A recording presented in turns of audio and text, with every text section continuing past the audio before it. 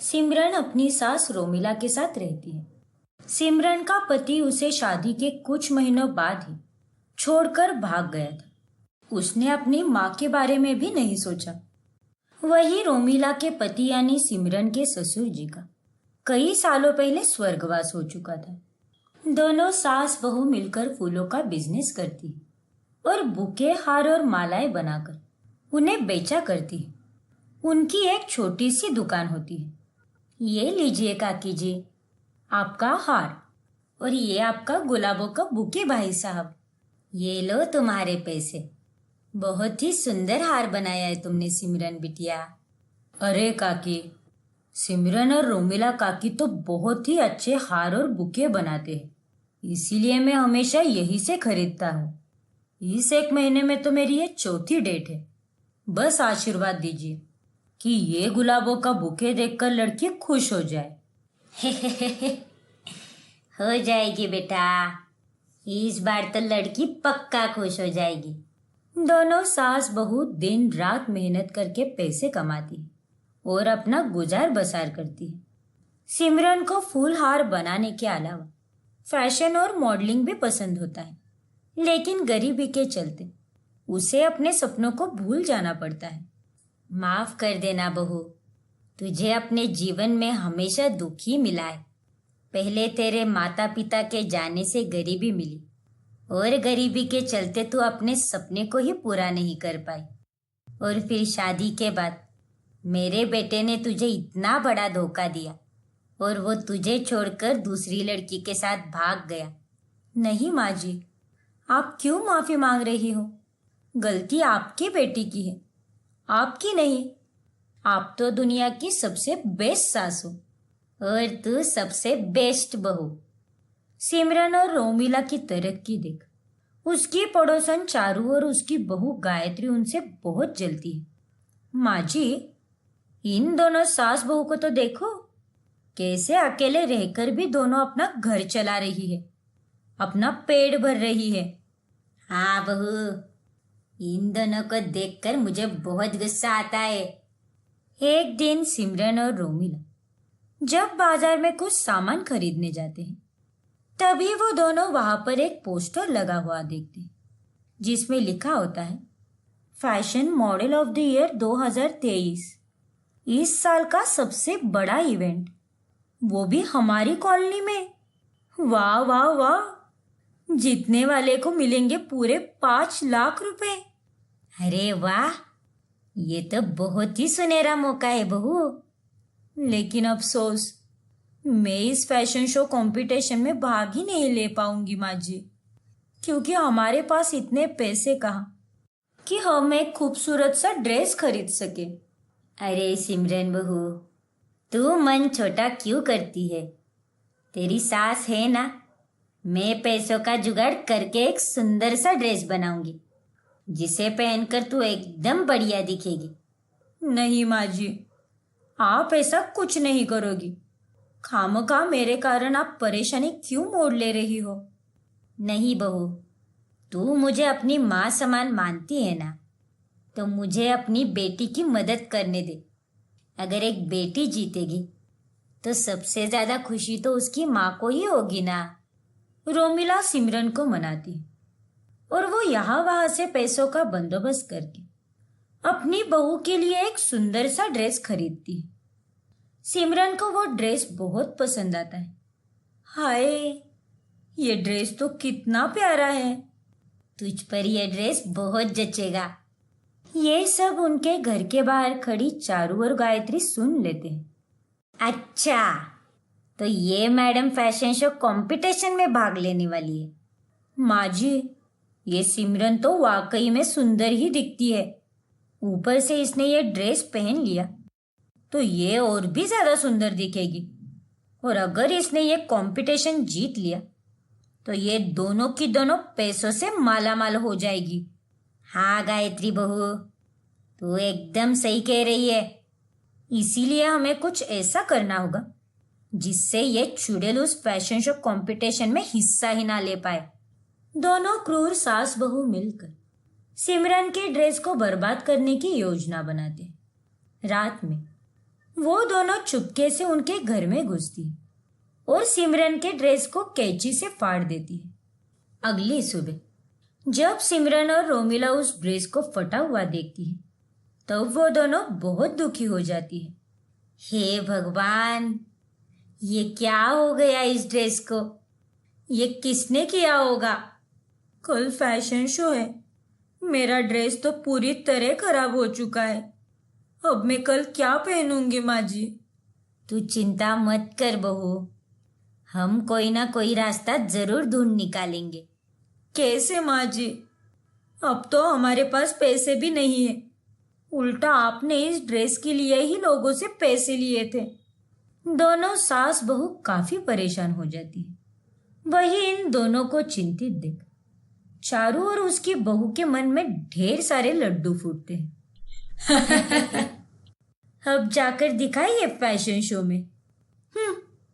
Hero और बहुत झांसी की रानी बनती थी ना दोनों, हो गई ना टाइट फिश। तभी ऐन टाइम पर रोमिला को एक बहुत ही बड़ा सुझाव आता है और फिर वो बुके और हार बनाने वाले सामान से यानी फूलों और घास फूस से एक सुंदर सा ड्रेस सिलना शुरू करती है। अब ऐन वक्त पर मैं अपनी सिमरन को उदास नहीं देख सकती। ये घास से बना हुआ ड्रेस पहनकर वो बहुत सुंदर लगेगी। भगवान जी, अब सब कुछ आपके हाथों में है। रात भर जागकर रोमिला सिमरन के लिए घास का ड्रेस बनाती है, जिसे पहनकर सिमरन फैशन शो में जाने के लिए तैयार हो जाती है। वाओ माँ जी, ये घास से बना हुआ ड्रेस तो सच में बहुत सुंदर लग रहा है। थैंक यू सो मच माँ जी। वेलकम बहू, वेलकम। तू तो एकदम स्वर्ग से आई अप्सरा लग रही है इस ड्रेस में। तुझे किसी की नजर ना लगे बहू। फिर सिमरन उस घास के ड्रेस को पहनकर फैशन शो में रैंप वॉक करती और सभी दर्शक उसके लिए तालियां बजाते हैं। जजेस सिमरन का ये अनोखा ड्रेस देखकर बहुत इम्प्रेस हो जाते हैं। Wow, this is fantastic. ऐसी क्रिएटिविटी हमने आज से पहले कभी नहीं देखी। ये घास का ड्रेस तो एकदम कमाल का लग रहा है। हमें जिस तरह की फैशन मॉडल की तलाश थी, शायद वो हमें मिल चुकी है। Thank you so much sir. तुम्हारा ये यूनिक घास फूस और फूल पत्ती से बना हुआ ड्रेस, तुम्हारा वॉक, तुम्हारे एक्सप्रेशन और तुम्हारा confidence, everything was top notch. इसी के साथ सिमरन उस फैशन शो कंपटीशन की विनर बन जाती है। ये सब देख चारू और गायत्री के होश उड़ जाते हैं। सिमरन को 5 लाख रुपए का इनाम भी मिलता है। आगे जाकर वो एक बहुत बड़ी फैशन मॉडल बन जाती है और साथ ही उसकी सास को भी घास के ड्रेस के ऑर्डर मिलने लगते हैं। दोनों सास बहू जीवन में आगे जाकर खूब तरक्की करती है। रंभा अपने बेटे नकुल की शादी एक सर्वगुण संपन्न लड़की से करना चाहती है, लेकिन नकुल महाशय का चक्कर एक मॉडर्न जमाने की लड़की से चल रहा होता है, जिसका नाम मोनिका होता है। मोनिका, तुम्हें मेरी बीवी और मेरे माँ की बहू बनने के लिए एक साधारण सुशील घरेलू लड़की बनना ही होगा, जो कि तुम कतई नहीं हो। तो इसका मतलब ये है कि हम दोनों शादी नहीं कर पाएंगे। हाँ मोनिका डार्लिंग, हमें जुदा होना पड़ेगा। नहीं, ऐसा नहीं हो सकता नकुल। मोनिका बहुत परेशान हो जाती है, लेकिन फिर बाद में वो अपने प्यार नकुल के लिए अपनी सारी ख्वाहिशों का बलिदान करके एक घरेलू साधारण लड़की बनने के लिए राजी हो जाती है और कुछ ही दिनों में नकुल और मोनिका की शादी हो जाती है। पाए लागू माँ जी। हाँ हाँ बहू रानी, सदा सुहागन रहो। सच में तुम्हारे ही जैसी बहू चाहिए थी मुझे, जो सूती साड़ी पहने, बड़ों का आदर सम्मान करे और साथ ही बढ़िया सा खाना भी बनाए। थैंक यू मोनिका, मेरे लिए अपने आप को चेंज करने के लिए। अब इस नकुल को क्या बताऊं? ये तो बस मेरा 2 दिन का नाटक है, क्योंकि मैं यहाँ कुछ ऐसा कांड करने आई हूँ जिससे सारी काया पलटने वाली है। फिर मोनिका अगले दिन रंभा के आई ड्रॉप में एक ऐसी दवाई मिलाती है जिसके कारण रंभा जब आंखों में ड्रॉप्स डालती है तभी उसकी आंखों की रोशनी चली जाती है और वो अंधी बन जाती है। नहीं नकुल, मोनिका बहू, मैं अंधी हो गई रे। क्या हुआ माँ जी? आप इतना चिल्ला क्यों रही है? कोई भूकंप आ गया क्या? अरे नहीं बहू, मुझे कुछ भी दिखाई नहीं दे रहा, मैं तो अंधी हो गई। क्या? नकुल और मोनिका हैरानी से रंभा की तरफ देखते हैं और उसे डॉक्टर के पास ले जाते हैं, लेकिन वहां भी कोई उपाय नहीं मिलता। फिर अगले दिन नकुल मोनिका को घर में छोटे कपड़े पहने हुए देखता है और उसे देखकर वो हैरान रह जाता है। ये सब क्या है मोनिका? तुमने छोटे कपड़े क्यों पहने हैं? मरवाओगे क्या तुम मुझे? अरे माय डियर पतिदेव, अब जब माँ जी अंधी हो चुकी है तो उन्हें मैंने क्या पहना है क्या नहीं ये सब दिख ही नहीं पाएगा ना, तो मैं अपने उसूलों से रह सकती हूँ। हाँ मोनिका, तुम्हारी बात भी सही है। चलो कोई बात नहीं, तुम्हें रोज इतने हॉट कपड़ों में देखकर मेरा ही फायदा है। मैं भी अपनी आंखें सेक लिया करूंगा। Naughty boy. मोनिका अब दिन रात छोटे कपड़े पहनती है और साथ ही वो घर को साफ भी नहीं रखती और खाना भी बाहर से ऑर्डर करती है। अरे बहू, ये खाना जो मैं खा रही हूँ ये तो बाहर का खाना लग रहा है, ऐसे क्यों भला? वो बाहर का खाना नहीं है माँ जी, मैंने आज अनोखे स्टाइल में खाना बनाया है। पूरे 4 घंटे पसीने से तल बिचल हुई हूँ मैं, तब जाके इतना स्वादिष्ट और लजीज खाना बना पाई हूँ। अरे वाह बहू, तू तो सच में बहुत गुणवान है। मोनिका अब रंभा के अंधेपन का जम के फायदा उठाती है। ऐसे ही 1 महीना गुजर जाता है और एक दिन अचानक से रंभा जब सोकर उठती है तब उसकी आंखों की रोशनी वापस आ जाती है। अरे वाह, ये तो चमत्कार ही हो गया, मेरे आंखों की रोशनी लौट आई। ए डिंक चिका डिंक चिका डिंक चिका डिंक चिका ए ए ए ए। जब रंभा अपनी बहू को ये बात बताने जाती है तब मोनिका अपने कमरे में अपने सहेली से फोन पर बात कर रही होती है। अब तुझे मैं क्या बताऊं, मैंने तो अपनी सास को इतना बड़ा चूना लगाया है कि पूछो ही मत। मैंने उसके आई ड्रॉप्स में आंखों की रोशनी चले जाने वाली दवाई मिलाई थी ताकि वो अंधी हो जाए और मैं अपने उसूलों से जी पाऊं। क्या? तेरी ऐसी की तैसी नास पिटी निगोड़ी चांडाल चंद्रमुखी, इतना बड़ा धोखा? ओ नो, इस बुढ़िया की आंखों की रोशनी फिर से लौट आई। नहीं, अब तो मैं तेरा ऑमलेट बनाकर ही रहूंगी कल मुही। ये छोटे कपड़े पहनने के लिए, आजाद रहने के लिए, साफ सफाई और खाना बनाने के काम से बचने के लिए तूने मुझे अंधा बना दिया। अब मैं तेरी कुटाई करके तुझे अपाहिज बना दूंगी, तू रुक अब। फिर रंभा एक मोटी लाठी लाकर मोनिका को खूब कूटती है। नहीं माँ जी, बहुत दर्द हो रहा है, प्लीज मुझे मत मारो।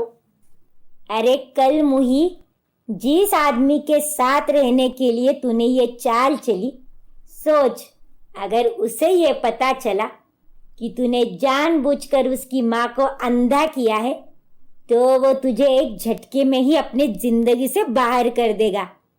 नहीं माँ जी, प्लीज ऐसा मत करो, नकुल को कुछ पता नहीं चलना चाहिए। आप जो बोलोगी मैं वो सब करूंगी, लेकिन प्लीज नकुल को कुछ मत बताओ। ठीक है, नहीं बताऊंगी। मैं अंधी होने का नाटक करूंगी, लेकिन तुझे मेरे हिसाब से ही रहना होगा और जो मैं कहूंगी एक अच्छे से गुलाम की तरह मेरी जी हुजूरी करनी होगी। ठीक है माँ जी, मुझे मंजूर है। मोनिका अब अपने ही बुने हुए जाल में बुरी तरह फंस चुकी थी। फिर मोनिका उस मेडिकल वाले के पास वापस जाती है और उसके टकले पे टपली मारती है और कहती है, अरे टकले उजड़े चमन, सत्यानाश हो तेरा। तूने ही मुझे ये अंधे होने की दवाई दी थी, लेकिन मेरी सास की आंखों की रोशनी फिर से कैसे लौट आई? अरे मैडम जी, इस दवाई का असर तो केवल 30 दिनों तक ही सीमित है। क्या? अरे तो पहले बताने को तेरे मुंह में दही जम गई थी क्या, कुत्ते कमीने? अरे मैडम जी, आपने तो पूछा ही नहीं। रंभा अब अपनी बहू मोनिका को एक कठपुतली की तरह अपने इशारों पर नचाने लगती है। अरे ठीक से दबा करम जली, बस छम्मक छल्लो बनकर घूमने फिरने को बोलो तुझे, और कुछ नहीं आता। अच्छे से मालिश कर। जी माँ जी। अरे नालायक, इसमें चीनी डलती है और इसमें तूर डाल। भूतनी कही की, कुछ नहीं आता इसे तो।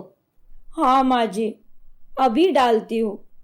रंभा दिन रात अपनी बहू से नॉन स्टॉप काम करवाती है और कुछ भी बिगड़ने पर वो उसकी अच्छे से धुलाई भी करती है। धीरे धीरे मोनिका जबरदस्ती से ही सही, लेकिन सुधर जाती है और अब उसे ये जीवन ही अच्छा लगने लगता है। माँ जी, मुझे माफ कर दीजिए। मैंने आपके साथ बहुत गलत किया और आपको जानबूझकर अंधा किया, लेकिन आपने जो जबरदस्ती से मुझसे काम करवाया है उससे मैंने बहुत कुछ सीखा है और अब मुझे ऐसे रहने में बहुत अच्छा लगता है। हाँ मोनिका बहू, तुम में वाकई ढेर सारे सुधार आए हैं और तुम अब मेरी परफेक्ट बहू बन चुकी हो। दोनों सास बहू एक हो जाते हैं और तभी वहां पर नकुल भी आता है और अब उसके सामने सारा सच आ चुका था। वाह भाई वाह, क्या से क्या हो गया और मुझे सीधे एंड में सब कुछ पता चल रहा है। वेल, जो हुआ सो हुआ, अंत भला तो सब भला। तीनों हंसते हैं और फिर सास बहू दोनों साथ में खुशी खुशी से रहने लगती है।